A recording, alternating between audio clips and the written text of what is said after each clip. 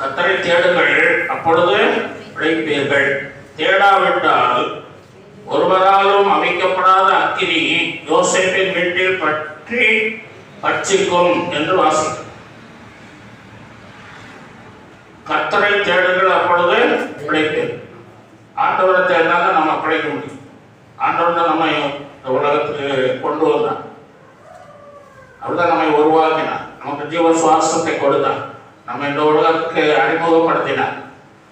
ஆகவே அவரை தேட வேண்டும். அல்லேலூயா. அவரை தேட, அவரை தேடும்போது நமக்கு என்ன வராது, ஒரு குறைவும் வராது. அவரை தேடுகிற பிள்ளைகள் பிழைத்திருப்பார். அப்பொழுது கர்த்தரை தேடுங்கள், அப்பொழுது பிழைப்பீர்கள். அப்படிதான் பிழைக்கும்.